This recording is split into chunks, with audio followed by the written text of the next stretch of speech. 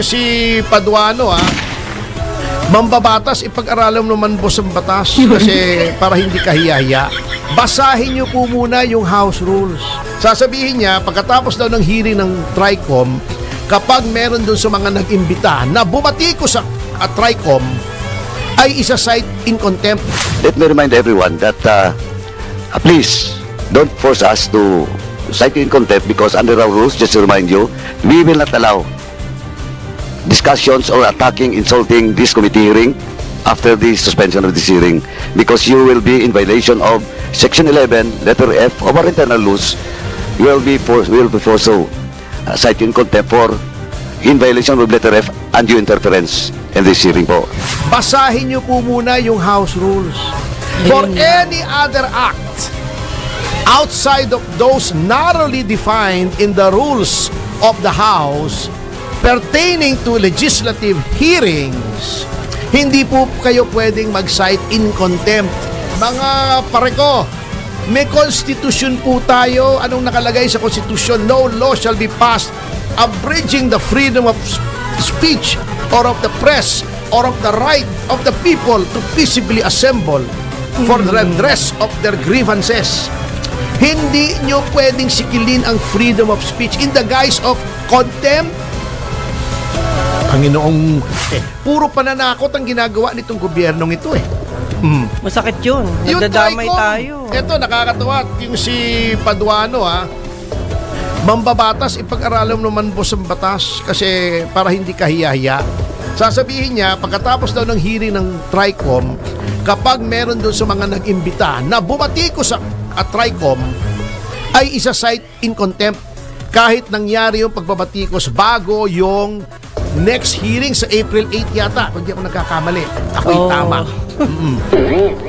Alam nyo, Ginoong Paduano, hindi nyo pwedeng i-cite in contempt ang isang tao for anything done outside the halls of Congress, outside of the House of Representatives. Hindi po korte ang kahit anong komite ng House.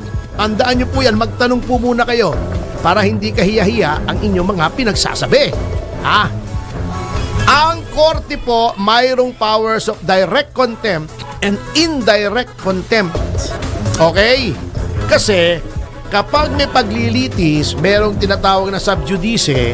Kapag may ongoing na trial at may nagsasalita na mga aring makaapekto o ma-prejudice yung isang kaso, you can cite that person in indirect contempt because it interferes with the judicial process.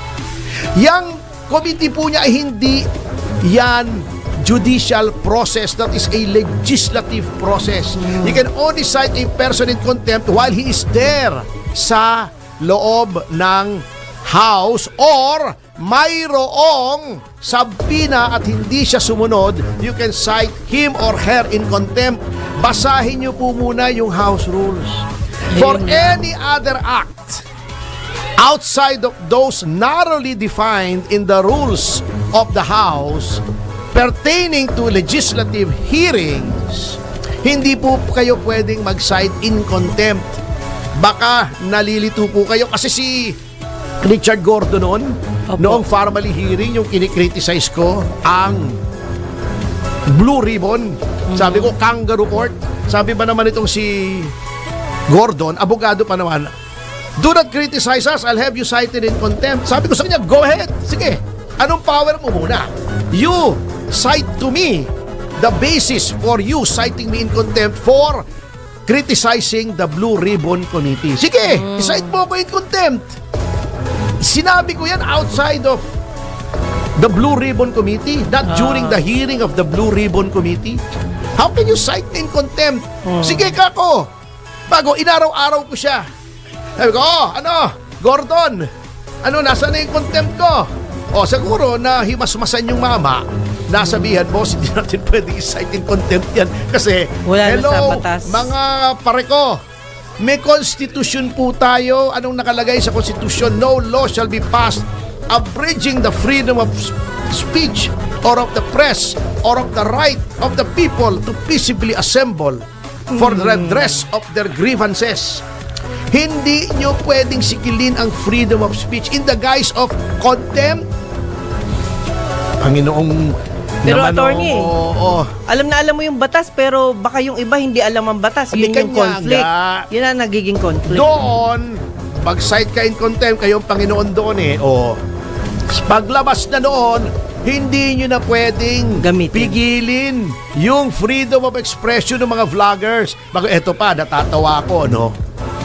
Sasabihin ng mga iba, duwag naman pala yung mga vloggers na yan nung nakaharap sa Kongreso, sa House, sa Kamara. Oh? Bahaga mga buntot. Ang mga duwag po, iyang mga congressmen na nandyan sa TRICOM. Bakit? Gusto nila, doon sila makipagdebate doon sa mga vloggers o sa teritoryo nila kung saan sila may contempt powers.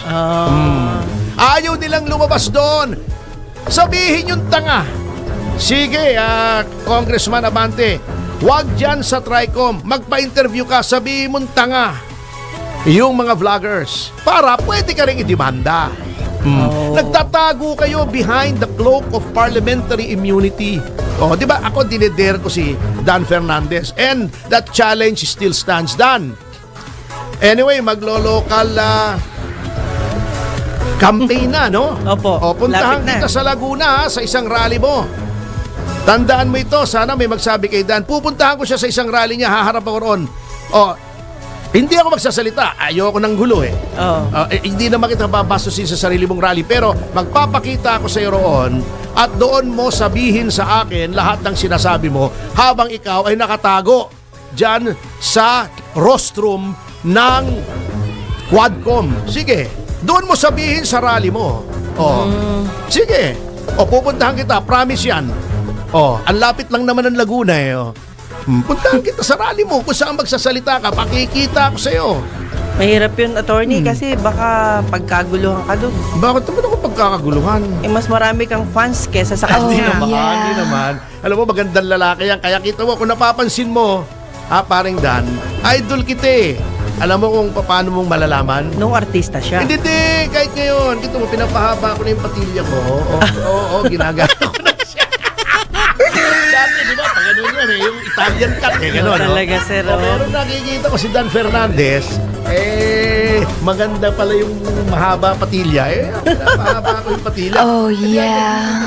Parang FPJ yun, di ba? Lampas tenga yung Opo. Malapit na, kalahati na.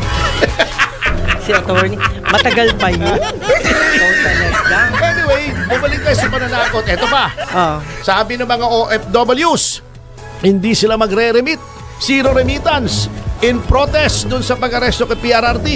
Tatakuti naman. Sasabihin, baka tanggalan namin kayo ng tax. Ay, di tanggalan nyo ng tax para lalo maghalit sa inyo. Alam nyo, kengko itong administrasyon na to. Kaya for the first time, alam nyo, bilib ako dati dyan Bilib pa rin naman ako, pero for the first time, tingin ko nag-uulianin na si Enrile Pero mo siya magsasabi noon, uy, sige, huwag kayo mag-remit, tatanggalan namin kayo ng tax. Ano bang pakialam mo kung ayaw mag-remit ng mga tao? May batas ba na nagsasabing ikaw ay dapat mag-remit? Buti nga nagre-remit kung wala yung mga remittance na yan lalong bagsak ang Pilipinas. Binenta nyo na nga yung gold, nire-raid nyo na yung mga government-owned and controlled corporations. Bago, aawain nyo pa yung mga OFWs. Dahil hindi lang magre-remit. Dahil lang nagpoprotesta sila. Ang tawag po dyan, pinag-aralan naman po natin dyan sa political law. Ang tawag po dyan ay civil disobedience. It is a form of expression. It is a form of petitioning the government for redress of grievances. Pipigilin nyo. Di ba?